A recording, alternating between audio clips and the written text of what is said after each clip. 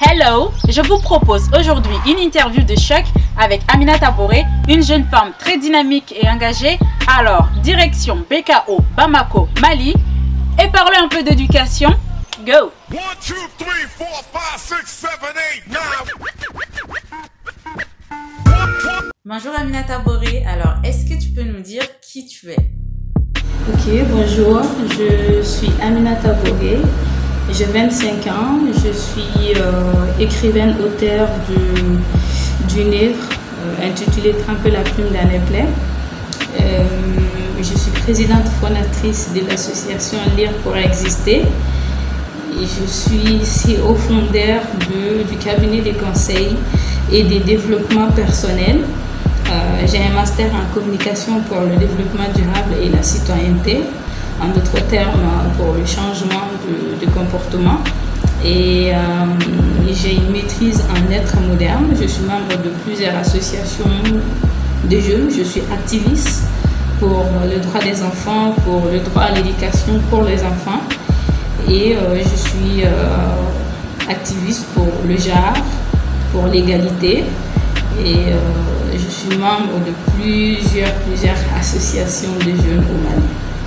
Quel dynamisme! Alors, j'aimerais revenir sur ce que tu as dit. Tu as dit que tu étais la présidente fondatrice de l'association Lire pour exister. Alors, est-ce que tu peux nous parler de cette association, nous dire qu'est-ce qu'elle fait, quelle est sa raison d'être?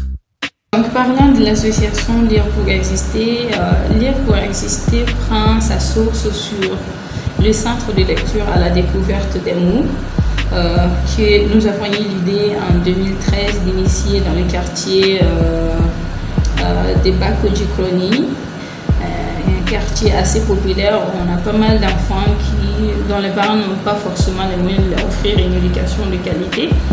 Et que, considérant que la lecture, c'est la base au fait de l'apprentissage, donc on a pris l'initiative d'inculquer le goût et la culture de la lecture chez ces enfants.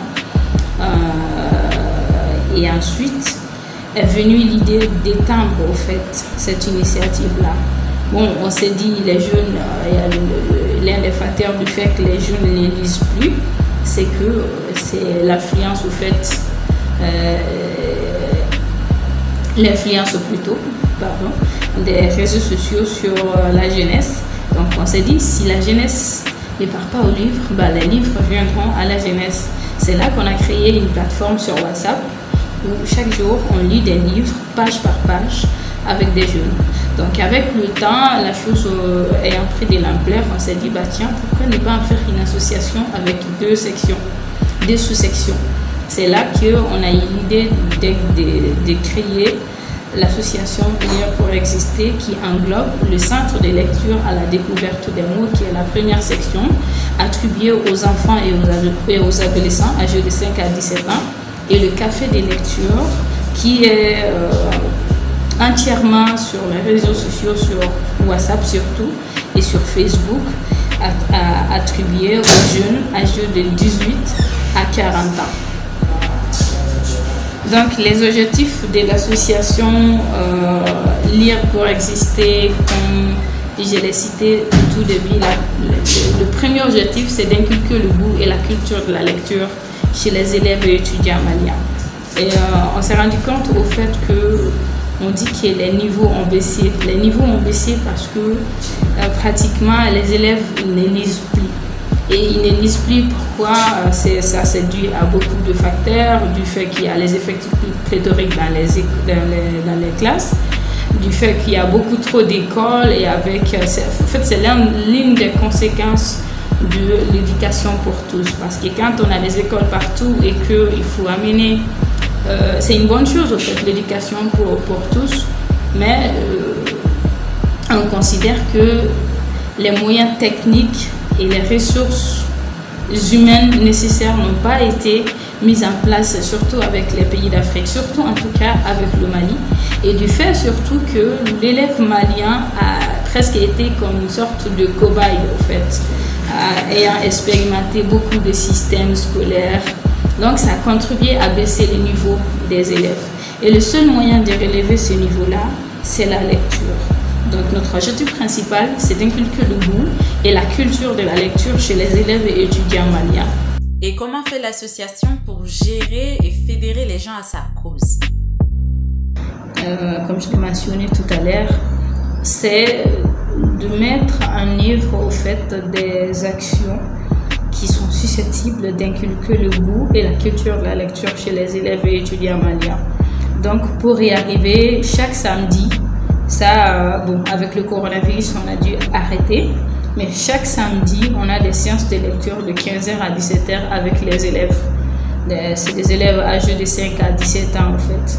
Et ça, c'est en présentiel. Donc on a commencé ça depuis 2013. Et sur les plateformes, on procède par des lectures quotidiennes, c'est-à-dire on choisit un livre ensemble, c'est par vote sur la plateforme. On a deux groupes connexes, au fait, un groupe sur lequel on ne fait qu'il lire et l'autre où on fait des discussions autour de nos lectures. Donc, on choisit un livre par vote des membres, ensuite on commence à lire ces livres et chaque jour, matin et soir, on a des pages qui sont envoyées sur le groupe sous forme de petits messages qu'on appelle café du matin, donc qui permet aux membres de faire la lecture tout en restant sur les réseaux sociaux sans s'ennuyer au fait. Ils ne s'ennuient pas parce que c'est par page au fait. Donc on envoie sous forme de petit café. Matin, on envoie une page et le soir, une autre page. Donc ça permet de lire beaucoup de livres, plein de livres, sans se fatiguer, sans s'ennuyer et sans quitter les réseaux sociaux. Les personnes qu'on cible ou comment est-ce qu'on procède pour dynamiser les membres et pour les maintenir dans l'association, c'est tout simplement par nos actions de lecture parce que la plupart des gens qui nous rejoignent, surtout sur les plateformes WhatsApp, ce sont des jeunes passionnés des livres et des lectures qui d'ailleurs contribuent au fait à la promotion de l'association et de ses objectifs. Donc c'est au niveau du centre des lectures qu'on rencontre quelques soucis parce que le débit, les enfants sont très dynamiques, ils viennent d'eux-mêmes, c'est pas les parents qui viennent les inscrire. Et à un moment donné, comme il n'y a pas de suivi de la part des parents, il y a des enfants qui abandonnent. Donc à l'ouverture, on peut se retrouver avec plus de 200, parfois jusqu'à 300 l'ouverture passée. On était à 400 enfants qui étaient venus s'inscrire pour les séances de lecture. Et avant la fin de l'année, on n'avait pas, comment dire, on n'avait pas même 200 au fait. Même descend, donc ça veut dire que le nombre régresse et c'est pas par manque d'activité pour les maintenir, c'est juste que parfois les enfants, quand il n'y a pas de suivi de la part de leurs parents et que c'est eux qui viennent d'eux-mêmes, c'est difficile de les maintenir. Et sinon on a aussi courant 2019-2020, début 2020, on a procédé à la délocalisation du centre de lecture, donc on a essayé de créer des sous-sections dans pas mal de zones à Bamako et puis dans les régions. Donc on a des sous-sections dans les quartiers des Bakou du Colonie, ça c'est le siège d'ailleurs du centre, de Kalabakoro Kouloubleni, de Sebeni Koro, de Samé, on en a à Sévaré, Mopti, et puis une autre sous-section à Ouélé-Sébougou, je pense, et voilà, et dans d'autres coins. Donc c'est comme ça qu'on procède un peu avec l'association Lire pour exister. Et ce que nous faisons pour maintenir les membres, c'est par des activités diverses. Voilà, on a des lectures croisées sur la plateforme, on a des séances de discussion et la plus importante, l'activité la plus importante surtout, c'est que nous lisons tous les jours. Voilà. J'aimerais maintenant qu'on s'aventure un peu sur un terrain beaucoup plus complexe. À travers tes observations de l'association Lire pour exister, quel est selon toi le point faible, le talon d'Achille du système éducatif malien? Le point faible, le talon d'Achille du système éducatif malien. Je ne sais pas si je saurais dire un point, parce que quand vous dites le point, du coup il va falloir dire un point, alors qu'il y a plusieurs points en fait. Il y a plusieurs points faibles. Mais si je devais choisir personnellement le point faible, le point le plus faible, je dirais que c'est le manque de lecture. Voilà. Je dirais que l'élève ou l'étudiant malien ne lit pas. Parce que lorsqu'on lit, ce qu'on n'a pas entendu à l'école avec le professeur, ce que le professeur, le maître ne nous inculque pas, on l'apprend de nous-mêmes à travers les livres. Donc je pense que le point faible, le talon d'Achille du système éducatif malien, c'est le manque de lecture, tout simplement. Toujours dans la situation actuelle du pays, mais aussi à travers tes observations de l'association Lire pour exister, quel regard, voire quel idéal tu préconises pour l'amélioration et le développement du système éducatif malien afin de baisser par exemple le taux d'analphabétisation? Ok, à la lumière de tout ce que notre pays traverse et de toutes les lacunes qui sévissent dans le monde scolaire malien, ce que nous, personnellement, nous aurions préconisé, c'est de mettre l'accent sur la lecture. Ça va paraître banal, mais c'est de mettre l'accent sur la lecture. C'est de faire une école, une bibliothèque. Et de mettre des bibliothèques dans chaque quartier, dans chaque zone du Mali. Pour que même s'il n'y a pas d'école, même si les grèves ne cessent pas, parce que ça c'est un autre domaine, les grèves et puis tout le reste sur lequel je ne souhaite pas m'exprimer. Donc pour que même si les grèves et tout le reste ne cessent pas, que les enfants puissent au moins avoir de quoi tenir en haleine les retraites. Donc ce que moi j'aurais préconisé, c'est de vraiment mettre l'accent sur l'établissement des bibliothèques scolaires et l'implantation des bibliothèques dans les quartiers et dans les zones du Mali, partout dans le Mali. C'est de mettre l'accent sur la lecture, l'apprentissage de la lecture. Ça, c'est ma solution, à la lumière de tout ce qui se passe vis-à-vis du secteur éducatif malien. Alors, en tant que femme, jeune femme engagée, citoyenne engagée, quel est selon toi le rôle et la place que doit jouer ou peut jouer la femme malienne dans la situation actuelle du pays au niveau de l'éducation, que ce soit sociale ou scolaire, justement? C'est une question très délicate et en même temps facile. Quel est le rôle que la femme malienne doit ou peut jouer où et comment, si j'ai bien compris la question? La femme malienne, elle joue déjà un rôle qui est central, un rôle qui en aucune manière ne peut être départi du développement socio-économique, environnemental et tout le reste qui ne peut être balayé du revers de la main au fait. C'est son rôle, le rôle de la femme malienne est central, primordial et indispensable.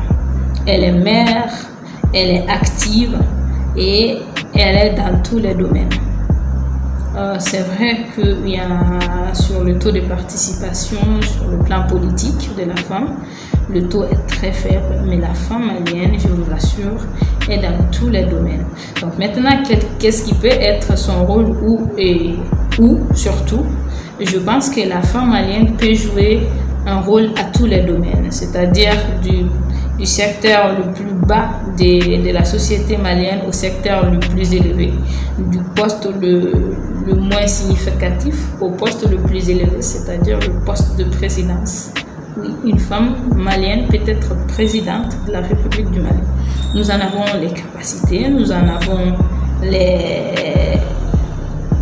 l'intelligence, nous en avons le sens de responsabilité. Mais le seul problème, c'est qu'il faut y aller doucement avec les mentalités. D'accord? Certes, il faut travailler dessus, mais il faut y aller doucement avec les mentalités. Et il y a une chose que les femmes maliennes doivent comprendre et qui doit être leur rôle surtout, c'est de préparer les générations à venir. Donc, si on a un certain nombre d'objectifs et que notre génération n'arrive pas à l'atteindre, on se doit d'être voilà, sur des horizons de développement durable. Quand on parle de développement durable, on parle d'un ensemble de règles, de méthodes qui répondent aux besoins d'une génération et qui ne nuisent pas aux besoins d'une autre génération. Donc nous devons passer en termes de développement durable et de laisser pour nos filles et les filles de nos filles des chemins, un cheminement qui va les éclairer vers les objectifs visés par les femmes maliennes. Donc ça, c'est au-delà de tous les rôles que l'on peut jouer et que nous jouons déjà.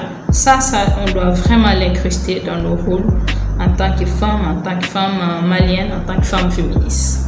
En se basant sur ce que tu as dit, mais aussi sur le fait que l'association s'appelle Lire pour exister, mais aussi sur le fait que tu as écrit un recueil de poèmes, comme tu le disais tout à l'heure, sorti en 2018, qui s'intitule « Tremper la plume dans les plaies ». Bon, là c'est à l'envers, mais c'est « Tremper la plume dans les plaies », vous le reconnaîtrez. Est-ce qu'on peut comprendre par là que pour Aminata Bouré, l'éducation, voire la lecture, est une source de l'existence, voire même de la survie d'une personne? Si tel est le cas, d'où te vient cette pensée? Merci pour tremper la plume dans les plaies. Bien sûr que pour moi, au fait, la lecture, j'ai l'habitude de dire que la lecture a complètement changé ma vie, au fait, le cours de ma destinée. Voyez-vous, moi j'ai commencé à écrire en classe de 9e année, dans le système scolaire malien, voilà, 9e année, oui. Donc j'ai écrit mon premier poème quand je faisais le second cycle, en classe de 9e, qui s'intitulait « Je suis une femme », qui constitue d'ailleurs le tout premier poème de ce recueil. Donc, je suis une femme est partie déjà, c'est le fait d'écrire d'ailleurs, ça vient d'une inspiration qui ne vient de nulle part que les livres en fait. Parce que je considère que lorsqu'on lit, on commence à réfléchir parce que c'est des idées qui se bousculent. On lit des aventures sur lesquelles on finit par réfléchir, des idées se bousculent dans notre tête et à un moment donné, il y a trop de suites sur les réflexions et ces suites de réflexions, il faut les condenser dans un support. Et le meilleur support pour les condenser, c'est un livre, d'où tremper la plume dans les plaies. Et d'où me vient l'inspiration si on fait le parallèle entre mon recueil de poèmes, tremper la plume dans les plaies et puis l'association Lire pour exister, pour dire que pour moi la lecture est la source de tout. Bien sûr, il y a 3 sources de connaissances au fait. On a la lecture, le voyage et puis la vieillesse. N'ayant pas suffisamment de moyens pour voyager à travers le monde, pour explorer le monde, et ne pouvant pas vieillir maintenant, je me le souhaite et je le souhaite à tous qu'on ait la chance de vieillir, Inch'Allah. Le seul moyen qui me reste vraiment de me découvrir et de découvrir le reste du monde, de voyager à travers le monde sans bouger, c'est la lecture. La lecture, c'est comme l'essence au fait, l'essence qu'on met dans les engins pour qu'ils puissent marcher. La lecture, c'est l'essence en fait pour le cerveau, c'est la nourriture du cerveau, c'est la base de toute chose. Et personnellement, comme je l'ai dit au début, la lecture a changé le cours de ma destinée. La lecture m'a permis déjà d'écrire des poèmes et d'écrire un poème qui s'intitule « Je veux vivre ».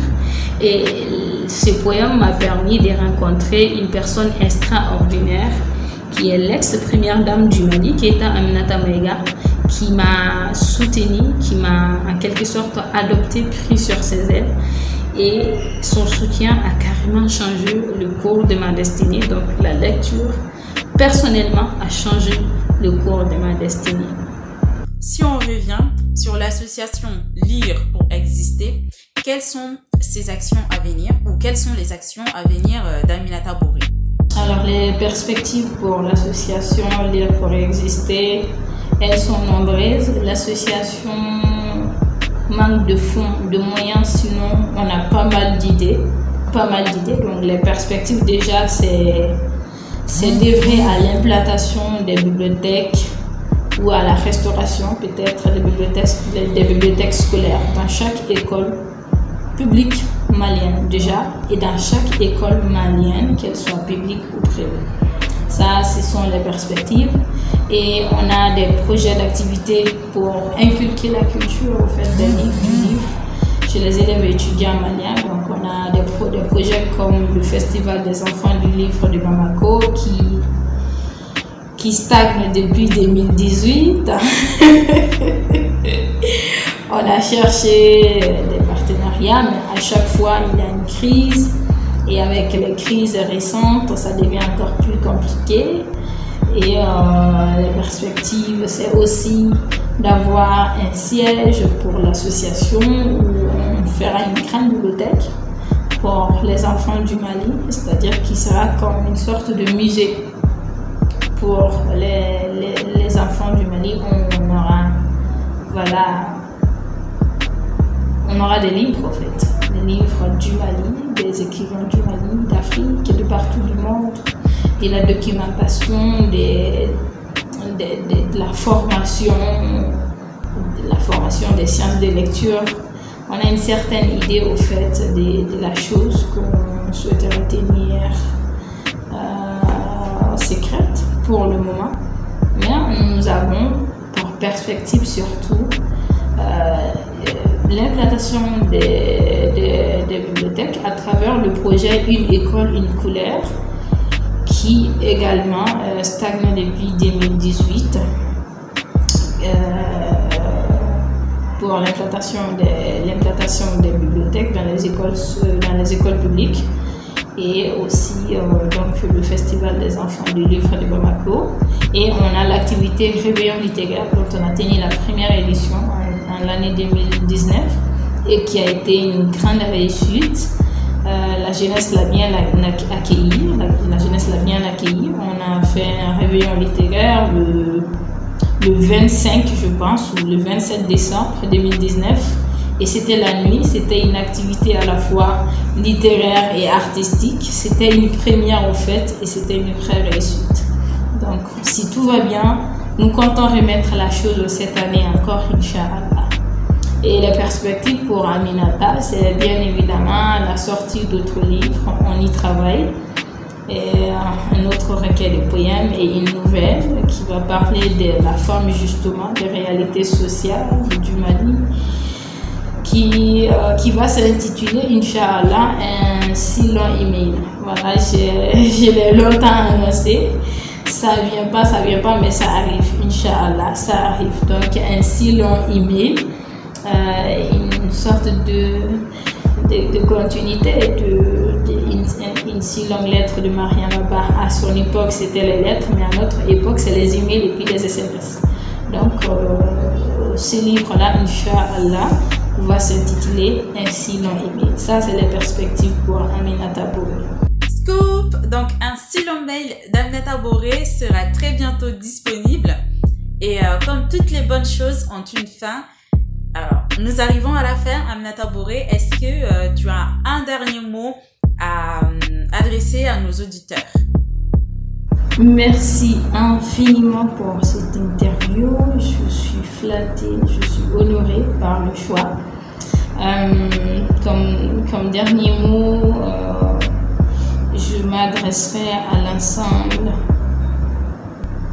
des Maliens.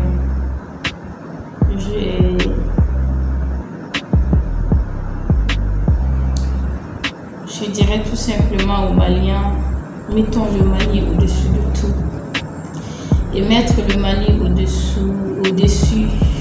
de tout, ça revient à beaucoup de choses. Ça revient au fait que nous nous reprenions en main.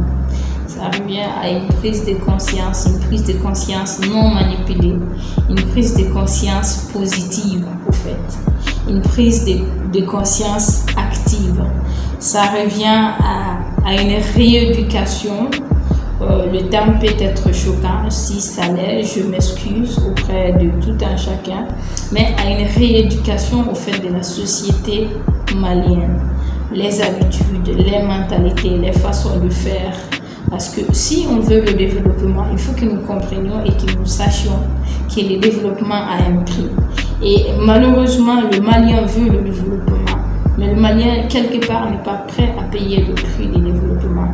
Et le Malien est trop manipulable. Donc, faisons attention à faire des sursauts, mais des sursauts positifs, à faire des prises de conscience positives, à voir notre société et ensemble à établir un vrai projet de société. Parce que personnellement, au-dessus de tout ce que nous avons vu, les politiques avec les projets politiques, tout ça, le Mali, la société malienne elle-même, à mon sens, n'a pas de projet de société. Et c'est ça le gros problème du Mali. C'est-à-dire, en 2030, comment est-ce que le Malien, le citoyen lambda, a l'idée du Mali? Comment est-ce que nous voyons le Mali? Et ça, personne ne le sait. On part en tâtonnant, le jour le jour. Intel n'a pas bien travaillé, Intel a bien travaillé, Intel est responsable de tel, alors que nous sommes tous responsables au fait de la chute ou de la réussite du Mali. Donc faisons attention et mettons le Mali au-dessus de tout. Donc ça c'est l'un de mes derniers mots. Et en finish, je me permets de vous inviter à prendre contact avec le cabinet de conseil Ladisso, le cabinet de conseil et de développement personnel nouvellement établi à Bamako, plus précisément dans le quartier Golf, Bakodjikoni Golf, tout près du salon de coiffure et relooking. Donc nous proposons différents services en écoute active pour les personnes en détresse, un accompagnement thérapie des couples, thérapie qui, c'est-à-dire thérapie des enfants, accompagnement des enfants, thérapie des personnes alcooliques anonymes. Au fait, on fait des thérapies. En fait, on donne des conseils dans tous les domaines. C'est quoi votre problème? Dites-le nous et on vous conseillera avec des solutions à l'appui, des solutions adéquates susceptibles de résoudre votre problème une bonne fois pour toutes. Donc appelez-nous au 76 10 90 78 à Ladisso. Joignez-nous sur WhatsApp sur le même numéro si vous êtes au Mali et sinon si vous êtes à l'extérieur. Joignez-nous sur le 00 avec l'indicatif du Mali 223 76 10 90 78. Merci infiniment pour l'interview. Merci beaucoup. Des jeunes femmes engagées et intelligentes comme Aminata Boré, elles sont nombreuses au Mali et à l'extérieur, prêtes à faire briller leur patrie. Alors n'ayons pas peur de leur donner la parole, même en public. Et si comme moi vous avez apprécié cette interview, alors n'hésitez pas à liker, partager, commenter. Restez connectés, on se donne rendez-vous la semaine prochaine pour une nouvelle vidéo inspirante. D'ici là, portez-vous bien. Period.